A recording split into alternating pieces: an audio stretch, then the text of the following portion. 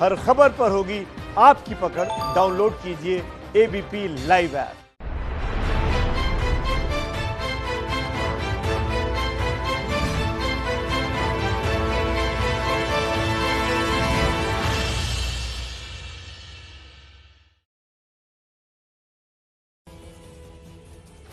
नमस्कार। ABP news पर संविधान की शपथ के साथ हाजिर हूं मैं रुमाना इसार खान। भारत के लिए आज का दिन बेहद अहम। पूर्वी लद्दाख से पीछे हटने के लिए चीन तैयार हो गया है। सूत्रों के मुताबिक दोनों देशों की कमांडर स्तर की बातचीत में कल 11 घंटे तक बात हुई और उसी में यह सहमति बनी। लेकिन अब सवाल यह कि चीन इसी तरीके से पहले भी पीछे हटने के लिए राजी हुआ था, लेकिन तब उसने पीठ पर खंजर घोंप दिया था। तो क्या इस बार चीन मानेगा? क्या आर्थिक, सैन्य, कूटनीतिक मोर्चे पर चौतरफा घिरने के बाद अब जिनपिंग को यह समझ में आ गया कि गलवान में गलती उन पर भारी पड़ेगी? आज इसी पर चर्चा करेंगे। कूटनीति से ही हारेगा चीन?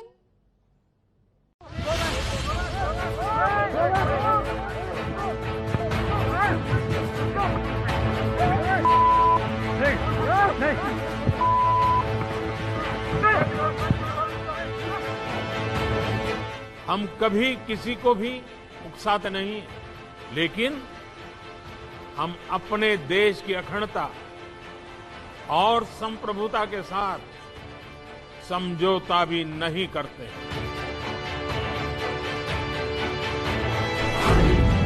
7 दिन में हिंदुस्तान ने चीन को सिखाया सबक।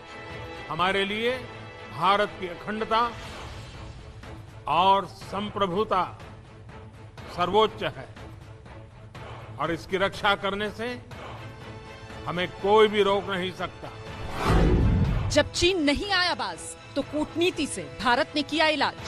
आज हमारे पास ये कैपेबिलिटी है कि कोई भी हमारी 1 इंच जमीन की तरफ आंख उठाकर भी नहीं देख सकता। 11 घंटे की बैठक के बाद पीछे हटने पर चीन राजी। सेना के तेवर ने चीन के हथकंडे फेल किए। लद्दाख घाटी में दहाड़ सुनाई दे रही है जैगवार और सुखोई जेट फाइटर्स की। आप देख सकते हैं मेरे पीछे सुखोई विमान ने अभी अभी लद्दाख घाटी में उड़ान भरी है और सुबह से लेकर शाम तक इसी तरह से जैगवार और सुखोई विमान लगातार एयर पेट्रोल कर रहे हैं। एयर पेट्रोल को काफी बढ़ाया गया है। सेना का मनोबल बढ़ाने लद्दाख दौरे पर आर्मी चीफ। भारत में बॉयकॉट की मुहिम से पस्त पड़ा चीन। चौतरफा घिरे चीन को आखिर घुटनों पर आना पड़ा। हमारी सेना देश की रक्षा के लिए कोई कसर नहीं छोड़ रही। जल, थल, नभ में हमारी सेनाओं को देश की रक्षा के लिए जो करना है वो कर रही है। चीन ने अपनी जमीन पर बातचीत के लिए बुलाया। अब पूर्वी लद्दाख में जिनपिंग की सेना पीछे हटेगी। कल की जो मीटिंग थी वो भी खुद चीन ने ही कॉल करी थी, इसीलिए जो भारत की जो कोर कमांडर है लेफ्टिनेंट जनरल हरिंदर सिंह, वो चीन की तरफ गए थे, मोल्डू में गए थे, क्योंकि उन्होंने रिक्वेस्ट किया था कि मीटिंग करनी चाहिए डिसएंगेजमेंट के लिए। इकोनॉमी बहुत बड़ा कारण है और साथ ही भारतीय सेना की जो ताकत है गलवान घाटी में भी देख ली, उसके बाद ही ऐसा लगता है कि चीन जो है डिसएंगेजमेंट के लिए तैयार हुआ है। पाकिस्तान, नेपाल को भड़काने के बावजूद दुनिया में अलग थलग पड़ा चीन। आखिरकार चीन का गुरूर हुआ चूर चूर। कूटनीति से ही हारेगा चीन? इसी पर चर्चा करेंगे। परिचय आपका कराते हैं खास मेहमान। बीजेपी की तरफ से प्रवक्ता राजीव प्रताप रूडी जी हमारे साथ मौजूद हैं। कांग्रेस प्रवक्ता अभय कुमार दुबे जी हैं हमारे साथ। रक्षा विशेषज्ञ मेजर जनरल A.K. सिवाच और रक्षा विशेषज्ञ विवेक काटजू साहब, पूर्व राजनयिक, भी इस चर्चा में जुड़ रहे हैं। बहुत बहुत स्वागत आप सभी का। शुरुआत मुझे लगता है अभय दुबे जी से करनी चाहिए। अभय दुबे जी, मेरा सवाल यह है सर कि इस मकाम पर भारत की, मोदी सरकार की कूटनीतिक जीत के तौर पर आप देख रहे हैं इसे, जिस तरीके से तैयार हुआ है चीन पीछे कदम हटाने के लिए? सर रोमाना जी, देखिए 6 जून को भी यही तय हुआ था। जिन 5 क्षेत्रों में चीन ने भारतीय LAC के अंदर अपना इंफ्रास्ट्रक्चर डेवलप किया था, उसमें गलवान घाटी में साउथ वेस्ट 80 किलोमीटर, जो Gogra post patrolling point 14, 15, 17A, Chushul में और पेगांग सो में जो फिंगर एरिया है हमारे, वहां तय हुआ था। अगर ये डिसएंगेजमेंट होता है, वो पीछे जाता है, तो बिल्कुल ये भारत की सेना की सफलता ही है। और मैं तो मानता हूं कि उस दिन भी सफल हो जाती सेना 15 जून की रात को, अगर उनको ये नहीं कहा जाता कि आपको हथियार चलाने की अनुमति नहीं है। हमारी कैपेबल है हमारी सेना। और दूसरी बात ये जो एक नहीं सुनिए, तो आपसे ही पूछ रही हूँ सर। मैंने ये सवाल आपसे इसलिए पूछा, आप इसमें 6 जून का जिक्र करने लगे, ऐसा करते नहीं है ना सर आप लोग। राहुल गांधी तो सर फौरन जो हो रहा है उस पर बिना सोचे समझे सवाल उठाने के लिए जाने जाते हैं। आप ट्विटर हैंडल देख लीजिए राहुल गांधी का, मतलब 15-16 की रात में एक घटना होती है और फिर किस तरीके से 17 तारीख से राहुल गांधी के ट्वीट का सिलसिला शुरू हो जाता है। प्रधानमंत्री चुप क्यों हैं, प्रधानमंत्री कहां छुप रहे हैं, और यहां तक सर कल तक तारीफ क्यों कर रही है चीनी मीडिया प्रधानमंत्री की। सर आप लोग तो फौरन एक्शन पे रिएक्शन करने के लिए जाने जाते हैं ना, आप कहां 6 जून के चक्कर में पड़ रहे हैं सर। सवाल मैंने इसीलिए पूछा, और सीधा जवाब दे दीजिए ना, हाँ या ना में, हाँ या ना में सीधा जवाब देंगे सर, तो मेरे लिए चर्चा खोलने में आसानी रहेगी। क्या मोदी सरकार की कूटनीतिक जीत इस कदम को मानती है कांग्रेस? 16 जून को ट्वीट किया राहुल गांधी जी ने। हम 5 मई से देश के प्रधानमंत्री जी से पूछ रहे थे कि प्रधानमंत्री जी बताइए चीन की सेना कहां तक आकर घुसी और कहां कहां कब्जा किया है। प्रधानमंत्री जी ने जब जवाब दिया अंततः, तो यह बताया जो चीन बता रहा है। चीन पूरी गलवान घाटी को अपना बता रहा है, और प्रधानमंत्री जी ने कहा कि भारत की सीमा में ना तो कोई घुसा है, ना वह कोई मौजूद है। इसीलिए तो राहुल गांधी जी ने हमेशा से कहा है कि मैं समालोचना करूंगा ताकि सरकार दबाव में रहे और भारत के हितों से समझौता न करे, भारत की अखंडता से, संप्रभुता से और सामरिक हितों से अगर समझौता होगा। प्रधानमंत्री कहते हैं कि देश की संप्रभुता, देश की अखंडता के साथ किसी को खिलवाड़ करने नहीं देंगे, कोई इस भ्रम में ना रहे। वो कांग्रेस पार्टी को सुनाई नहीं देता है सर, क्योंकि आपको सिर्फ वही सुनाई देता है, वही दिखाई देता है जो राहुल गांधी कहते हैं या फिर वो ट्वीट करते हैं। मैंने तो इसीलिए कहा था सर, मैं आपसे रिएक्शन इसलिए मांग रही थी क्योंकि सर आपके नेता आजकल फौरन रिएक्शन देने में बिलीव कर रहे हैं ना सर। मतलब घटना होती है, उसके बाद वो इंतजार नहीं करते हैं, वो संयम नहीं रखते हैं कि थोड़ा इंतजार कर लें, आ जाएगा ऑल पार्टी मीटिंग के लिए बुलावा, थोड़ा इंतजार कर लें, आ जाएगा स्टेटमेंट ऑफिशियल, वो तो फौरन सवाल उठाने लगते हैं ना। कहां छुप गए प्रधानमंत्री, क्यों छुप गए प्रधानमंत्री, इस तरीके के सवाल। मैंने बस इसीलिए आपसे सवाल पूछा था। मैं समझ रही हूँ आपकी दिक्कत है कुछ, आप सीधा हाँ या ना में जवाब नहीं दे पा रहे। मैं रूडी जी के पास चलती हूँ सर, आऊंगी आपके पास, दोबारा आऊंगी, रूडी जी के पास चलती हूँ। रूडी जी प्लीज मेरे दर्शक को समझाइए कि आखिरकार हाँ या ना में जवाब तय करना इतना मुश्किल कांग्रेस पार्टी के लिए इस समय क्यों हो रहा है सर। मैंने सवाल पूछा कि जिस तरीके से चीन पीछे हटने के लिए तैयार, सूत्र ये बता रहे हैं, क्या ये मोदी सरकार की कूटनीतिक जीत है?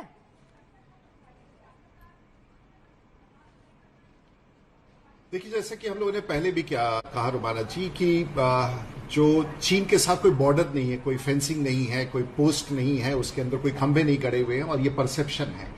और जहां जहां हम लोग मानते हैं कि हमारी रेखाएं हैं, उसमें अगर चीन प्रवेश करता है तो हम उसे पीछे करते हैं आज भी, क्योंकि वो रेखांकित विषय नहीं है और ये सब लोग चर्चा में लाए।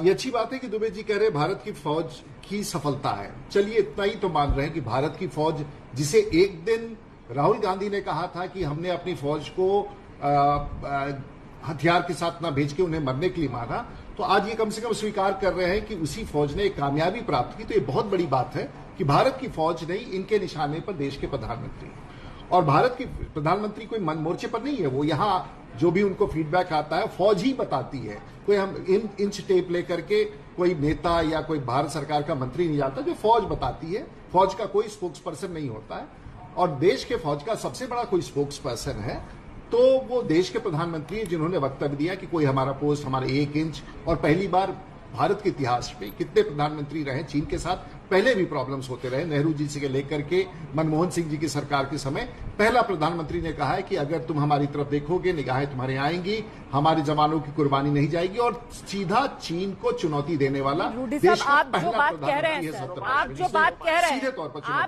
कह रहे हैं सर, सवाल इसीलिए देश की जनता के मन में ये आता है अभय जी कि फिर ये जो फौज की तारीफ कांग्रेस पार्टी करती है, ये जो फौज को सलामी देने की बातें आप लोग कहते हैं सर, ये क्या सिर्फ ढाल है मोदी सरकार पर हमला करने के लिए, कांग्रेस को बचाने के लिए, कि आप फौज की वाहवाही करेंगे और मोदी सरकार पर आप हमले बोलते रहेंगे सर? रोमाना जी, 20 सैनिकों की शहादत हुई है, और जानते हैं कि कांग्रेस पार्टी अकेले ने नहीं, भारत के विदेश मंत्री ने भी जो वक्तव्य दिया है वो मोदी जी के वक्तव्य के खिलाफ है। भारत के विदेश मंत्रालय के प्रवक्ता ने जो वक्तव्य दिया है, 17 जून को विदेश मंत्री ने भारत के चाइना के विदेश मंत्री से बात की है और उन्होंने कहा कि जो कंस्ट्रक्शन आप कर रहे हो वो एलएसी के भारत के हिस्से में है। उसके स्पोक्सपर्सन ने 16 जून को कहा कि यूनिलेटरली आपने स्टेटस को चेंज किया, एलएसी को चेंज करने की कोशिश आप कर रहे हैं। रक्षा मंत्री जी ने एक इंटरव्यू में स्वीकारा कि बड़ी संख्या में चीन की सेना हमारे यहाँ घुस आई है। पूर्व सेना अध्यक्ष वीपी मलिक जी का बयान सुन लीजिए। जितने बड़े सेना अध्यक्ष हैं वो कह रहे हैं कि जो फिंगर एरिया है हम फिंगर 8 से लाइन ऑफ एक्चुअल कंट्रोल मानते हैं, चाइना लाइन ऑफ कंट्रोल मानता है। ब्लॉकेट किया है फिंगर 4 के बाद हमारी पेट्रोलिंग को, हम सिर्फ फिंगर 2 से 4 तक पेट्रोलिंग कर पा रहे हैं। ऐसा कभी नहीं हुआ आजाद भारत के इतिहास में कि भारत की संप्रभुता से इतना बड़ा समझौता हुआ हो। डोकलाम में भी यही हुआ था, 71 डेज का 2017 में फेस ऑफ हुआ। आजाद भारत के इतिहास में ऐसा भी कभी भी नहीं हुआ ना सर कि जो देश का प्रधानमंत्री आकर बयान दे रहा हो उसी बयान पर विपक्ष सामने आकर देश को गुमराह कर रहा हो। ऐसा हुआ है क्या कभी काटजू साहब? देश के विदेश मंत्री प्रधानमंत्री जी के बयान के खिलाफ सर प्लीज, मैंने काटजू साहब से सवाल पूछा है सर, वो आपकी तरह नेता नहीं है, वो बीच में काट कर आपको नहीं अपनी बात रखेंगे। आप प्लीज शांत हो जाइए, काटजू साहब को आने दीजिए। आइए काटजू सर प्लीज आइए। देखिए मुझे बहुत ये अगर खबर सही है कि चीन ने स्वीकार कर लिया है कि जो अप्रैल और मई के बाद उसने कदम उठाए थे उनको वापस लेगा और अंग्रेजी में जिसको कहते हैं स्टेटस को फिर से स्थापित होगा, तो उससे बढ़ के हमें संतोष नहीं हो सकता। लेकिन करनी और कथनी में हमेशा अंतर होता है, इसलिए मैं कुछ सावधान हूं और जिस दिन सेना ये कहेगी कि हाँ जो हमने फैसले किए थे उसमें चीन ने अमल किया, उस दिन ही हमें पूर्ण रूप से खुशी होगी। कूटनीति से ही हारेगा चीन, इसी मुद्दे पर हम चर्चा कर रहे हैं। बिना वक्त गवाए सीधे रुक करते हैं। मेजर जनरल ए के सिवाच हमारे साथ मौजूद हैं।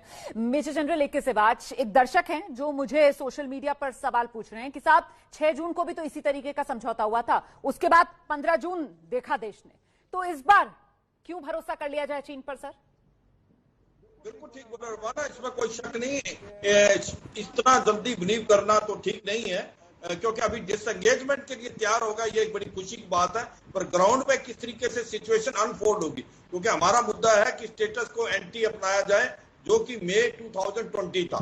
मगर इसमें थोड़ा सा फर्क ये है कि जो पहले 6 जून को होने के बाद 15 जून तक उन्होंने नहीं किया, जो 15 और 16 रात को उन्होंने हमारा ट्रेलर देखा और जिस प्रकार से जज्बा देखा भारत फौज का, तो कहीं ना कहीं चीन के अंदर शक हो गया है कि भाई भारत जो है एक बहुत ही शक्तिशाली देश है, लड़ने के लिए तैयार है और काबिलियत है वो चीन को ईंट का जवाब पत्थर से देगा। क्योंकि अगर हमारे 20 जवान शहीद हुए तो हमने कम से कम निहत्थे होने के बावजूद 50 से ज्यादा चीनी जवानों को मार गिरा। मेरे ख्याल से जिन लोगों के मन में सवाल होगा उन्हें जवाब मिला। आपने जिस तरीके से बताया कि 15-16 जून की रात। जी सर, बात एक और चीज है रुमाना, उनको पता लग गया है कि हमारी जो शक्ति है, मिलिट्री शक्ति, वो बहुत बड़ी है। हमने जिस प्रकार से अभी लद्दाख के अंदर अपनी फोर्स को, कॉम्बैट पावर को बढ़ा लिया है, हमारे हवाई जहाज वहां से आ गए हैं, हमारे जो है आर्टी गन्स आ गई हैं, अपाचे, चिनूक हेप्टर, तो एक प्रकार से हम बिल्कुल सक्षम हैं चीन से लड़ने के लिए। तो चीन कभी नहीं लड़ता जब देखता है दूसरा देश भी इक्वली स्ट्रॉन्ग है। अगर आप जो बता रहे हैं क्या इसका श्रेय मोदी सरकार को जाना चाहिए या नहीं जाना चाहिए कि संदेश जो है वो लाउड और क्लियर सीमा पार चीन तक पहुंच चुका है कि अगर छेड़ा तो छोड़ेंगे नहीं। और 15-16 जून की रात भारतीय सैनिकों ने भी जो गुरूर चीन का था उसको चूर चूर कर दिया। इस बार धोखा देने से पहले 100 बार नहीं 1000 बार सोचेगा चीन। अभय दुबे जी, आपको आना चाहिए सर। मामला कितना नाजुक है, कितना संवेदनशील है, ये हम सब देख रहे हैं। कल कांग्रेस की तरफ से मनमोहन सिंह जो सवाल उठाते हैं उसमें वो नसीहत देते हैं कि साहब भ्रामक प्रचार जो है वो कभी कूटनीति का विकल्प नहीं हो सकता। लेकिन सर पलटकर तो फिर कांग्रेस से भी पूछा जाएगा ना कि भाई ये उत्तेजक, ये हबड़ा दबड़ी वाले, ये भड़काऊ सवाल जो बार बार आप लोग उठाते हैं, सर क्या ये कूटनीति का विकल्प है?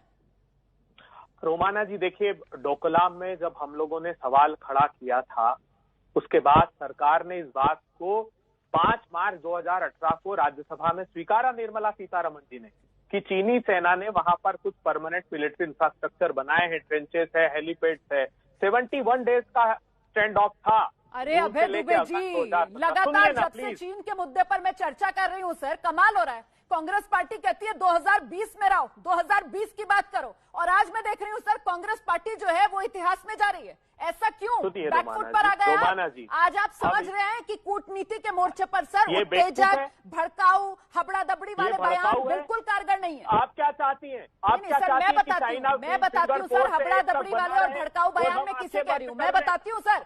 राहुल गांधी जब कहते हैं कौन जिम्मेदार, राहुल गांधी जब कहते हैं सरकार सो रही है क्या, राहुल गांधी जब कहते हैं नरेंद्र मोदी नहीं सरेंडर मोदी, तो फिर इसको क्या माना जाएगा सर? हमारे संप्रभु हितों को चाइना को समर्पित कर देंगे तो क्या कहें रोमाना जी, ये बताइए। अगर कौन हितों को, कान खोल, सवाल तो यही है, सवाल तो यही है। मुझे लगता है मैं इस बहस को कांग्रेस बीजेपी नहीं बनाऊंगी, बल्कि मैं रक्षा विशेषज्ञ जनरल सिवाच को यहां पर लेकर आऊंगी। मेजर जनरल AK सिवाच, ये जिस तरीके से, जिन हालात में बिना वक्त दिए विपक्ष की तरफ से सवाल उठाए गए, क्या आपको लगता है ये देशहित में उठाए गए थे या कोरी राजनीति के चक्कर में उठाए सवाल? देखो रुमेना, मैं पॉलिटिक्स में नहीं जाना चाहूंगा, मैं एक चीज बहुत बड़ी बताना चाहता हूं कि ये जो अभी सिचुएशन है लाइन ऑफ एक्चुअल कंट्रोल में, ये एक बड़ी कॉम्प्लेक्स सिचुएशन होगी। इसका इतना आसानी से डिसएंगेजमेंट का सलूशन निकलना इतना आसान नहीं है। देखो, मैं वहां 2 साल चीफ ऑफ स्टाफ था 2011-12 में, पूरा लेह लद्दाख में, तो मैं इस इलाके को बहुत अच्छी तरीके से समझता हूँ। गलवान घाटी में लाइन ऑफ एक्चुअल कंट्रोल में कोई भी एक प्रकार का शक नहीं है, दोनों देश जानते हैं, और वहां पर पीछे जाना चीन के लिए इतना मुश्किल नहीं होना चाहिए, क्योंकि वहां पर PP-14, 15, 17 और आपका हॉट स्प्रिंग वगैरह सब मुक्र है। मगर जो आता है पंगैंगसो वाला इलाका, इसके अंदर काफी कॉम्प्लेक्सिटी है। स्पेशली आपको मालूम है फिंगर 1 to 8 है, हम अपनी लाइन ऑफ एक्चुअल कंट्रोल 8 तक मानते हैं, वो 2 तक मानते हैं, और चीन ने अभी फिगर 4 से 8 तक काफी कैंप बना लिया है, इंफ्रास्ट्रक्चर बना लिया। क्या वो चीन इनको हटा के वापस ले जाएगा, ये एक म्यूट क्वेश्चन है। सर आप बड़ी बात कह रहे हैं। मुझे लगता है मैं इससे पहले रूडी साहब के पास जाऊं, अभय जी से जवाब लूं दोबारा, मैं एक बार जल्दी से रुक कर लेती हूं। जी मैं विवेक काटजू सर का रुक कर लेती हूं। विवेक काटजू साहब, बेहद कॉम्प्लेक्स मुद्दा है, संवेदनशील मुद्दा है, ऐसे में सरकार की तरफ से एक ऑफिशियल स्टेटमेंट, औपचारिक बयान आ चुका है, बावजूद इसके लगाम लगता ही नहीं है ना सर, मामला थमता ही नहीं है। राजनीतिक तौर पर रोज हम देखते हैं किस तरीके से इसको खींचा जा रहा है। आज भी यह सवाल पूछा गया कि साहब कितनी जमीन हमारी कब्जे में, और अब फिर बीजेपी जवाब दे रही है कि साहब कोई जमीन हमारी किसी के कब्जे में नहीं है, कोई जमीन सरेंडर नहीं की गई है। सर ये राजनीति नहीं तो और क्या है? काटजू साहब, मेरा मानना है कि ऐसे संवेदनशील मसले पर हमारे राजनीतिक वर्ग को एक होना चाहिए। अगर कुछ भी पूछना है तो वो सार्वजनिक रूप से नहीं, वो सब पूछा जाता है राजनेताओं के आपस के बीच, यानी कॉन्फिडेंशियल बेसिस पर। ये ऐसा अगर बड़े राजनेता जो हैं वो बैठ के इस पर विचार करते हैं, तभी एक देश में और विदेश में एक खबर जाती है कि भारत एक है, भारत का राजनीतिक वर्ग एक है, सामरिक वर्ग बहुत एक अच्छी बात कर रहे हैं लेकिन एक चीज मैं और रोमाना जी कह दूं, इसमें सबका दायित्व बनता है, ऑपोजिशन का भी बनता है, सरकार का भी बनता है, और ये बातें कॉन्फिडेंशियली होती हैं बड़े नेताओं के बीच। मुझे लगता है अभय दुबे जी को आना चाहिए। अभय दुबे जी, जो सवाल आपके मन में थे वो आप चिट्ठी के जरिए लिखकर उनके जवाब ले सकते थे सर। सवालों के जवाब आपको अगर ना मिलते तो फिर आप आते सर। यहाँ तो हम देखते हैं आपके नेता जो है वो ऐसा लग रहा है जैसे ट्रोल की तरह व्यवहार कर रहे हैं सर। 14.8 मिलियन फॉलोअर्स हैं राहुल गांधी के सर ट्विटर पर, और उसमें आए दिन राहुल गांधी जिस तरीके के सवाल उठाते हैं, आज भी उन्होंने सवाल पूछा है क्या भारतीय जमीन पर चीन ने कब्जा किया है। सर ये किस तरीके के सवाल है सर? ये क्या कर रहे हैं सर आप? ये देशहित के सवाल है क्या? आप चीन को मौका नहीं दे रहे हैं सर बैठे बैठाए? बिल्कुल नहीं रोमाना जी, इतिहास क्षमा नहीं करेगा अगर आज हमने सवाल नहीं खड़े किए। कल रोमाना जी मुझसे शो में पूछेंगी कि जब ये सब कुछ घट रहा था तो कांग्रेस पार्टी ने सवाल क्यों नहीं खड़े किए। हमको सवाल कह रही हूँ कि लोकतंत्र की मर्यादा होती है सर। आप जरूर सवाल पूछिए, लेकिन सवाल आप एक राजनेता के तौर पर पूछिए ना। एक ट्रोल की तरह आप सवाल कैसे पूछ सकते हैं? आप ट्विटर पर आते हैं, सवाल छापते हैं और भाग जाते हैं।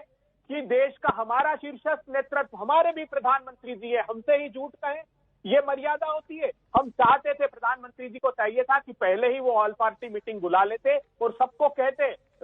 हमने पहले ही अपेक्षा की थी, जब प्रधानमंत्री जी ने सार्वजनिक रूप से ये गलत बयान दिया, जिसका खुद बाद में पीएमओ ने उस हिस्से को हटा दिया प्रधानमंत्री जी के। आप जो बात कह रहे हैं ना, काटजू साहब कुछ कहना चाह रहे हैं, उसके बाद रूडी साहब इंतजार कर रहे हैं अपनी बारी का। काटजू साहब आप अपनी बात कह दीजिए, फिर मैं रूडी सर आपके पास आ रही हूँ। मैं बस एक बात कहना चाहता हूँ जी। मुझे एक पूर्व राजनयिक की हैसियत से बहुत खुशी होती अगर ये जो ऑल पार्टीज मीटिंग हुई थी उसमें कोई अपना वक्तव्य बाहर नहीं कहता, कोई जो भी पार्टिसिपेंट थे, लेकिन एक जॉइंट स्टेटमेंट अगर निकलती कि हम भारत के नेता, हम पॉलिटिकल पार्टीज के नेता का ये मत है, हमने ये खूबसूरत बात की है सर, को स्वीकारा है, अगर ये होता तब एक मैसेज देश और विदेश में जाती। दुबे सर सुन रहे हैं, क्या शो ऑफ स्ट्रेंथ होता सर, क्या यूनिटी दिखती और पूरी दुनिया में क्या संदेश जाता सर। कितनी बढ़िया बात यहाँ पर की है काटजू साहब ने। सर एक मिनट देखिए, मुझे रूडी सर को लेकर आना पड़ेगा। अभय सर प्लीज, मुझे रूडी सर को लेकर आना पड़ेगा। रूडी साहब आइए। कांग्रेस की तरफ से जो सवाल उठाए जा रहे हैं, लेकिन सर सवाल तो यहाँ पर ये बड़ा हो जाता है ना कि रूडी साहब जिस तरीके से अभय दुबे जी कह रहे हैं कि प्रधानमंत्री हमारे झूठ बोल रहे हैं, या झूठ और सच का पैमाना क्या है सर, और तय कौन कर रहा है, कौन सच बोल रहा है, कौन झूठ बोल रहा है?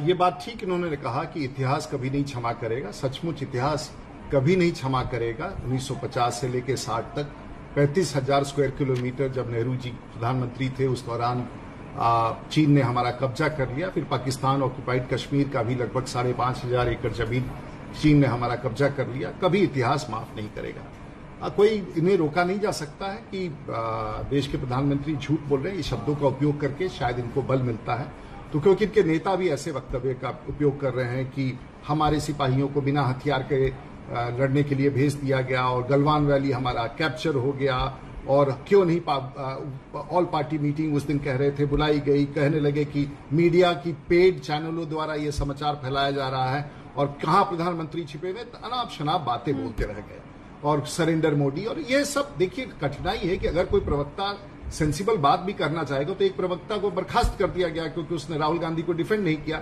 अब नेता ही अगर गलत हो, लेकिन सबसे बड़ा विषय मेरा है, मैं मजबूर होकर यह कहना चाहता हूं कि भारत में एक अजीब सी परिस्थिति उभर के आ गई है।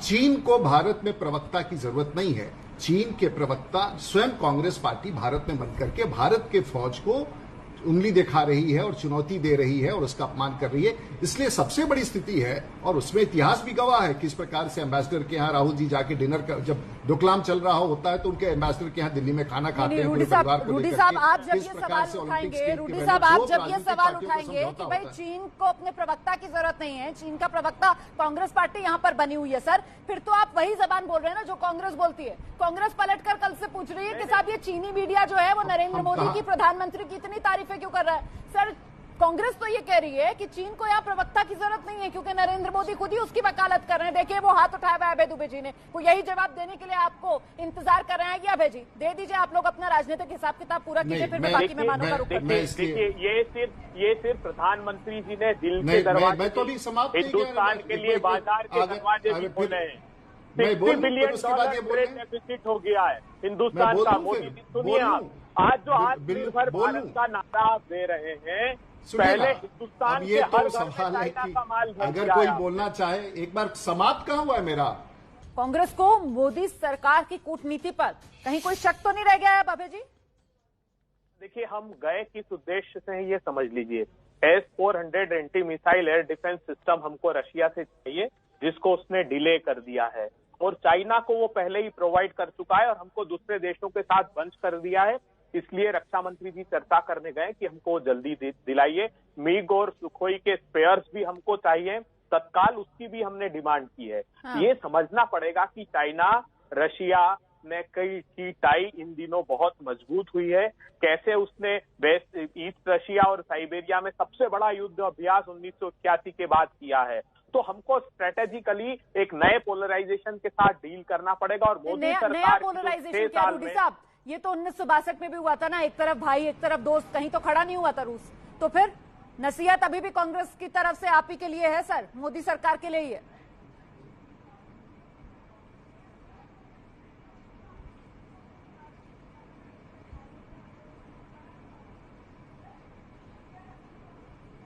रूडी सर, आपको मेरी आवाज मिल रही है? मुझे लगता नहीं है। हाँ, राजीव हाँ, जी, मैंने सुना नहीं आपका सवाल। जी जी सवाल सर, नसीहत अभय दुबे जी ने आप ही को दी है। बताएं बताएं। देखिए, हम कोई इंटरनेशनल एक्सपर्ट नहीं है चीन के सवाल पर और इंटरनेशनल रिलेशन। मैं एक सीधे तौर पर एक पॉलिटिकल रिप्रेजेंटेटिव हूं जो अपने पार्टी का स्पोक्स पर्सन हूं, और हमारे देश में एक से एक पढ़े और जानकार लोग हैं जो रक्षा विशेषज्ञ हैं और किस देश के साथ कैसा समझौता है। चीन, मेरा तो एक बड़ा साधारण सा सवाल है। आज चीन एक बड़ा आर्थिक, देखिए चीन दुनिया को इसलिए आंखें नहीं दिखाता है कि वो मिलिट्री ताकत है। चीन दुनिया को इसलिए भी आंखें दिखाता है क्योंकि एक बड़ा आर्थिक ताकत है। और शायद हम छूट गए 60 वर्षों में दुनिया के समक्ष, जिस प्रकार से भारत दुनिया की सबसे बड़ी आबादी का देश होते हुए जो हम कामयाबी ले सकते थे आर्थिक विकास का, नहीं पहुंचे।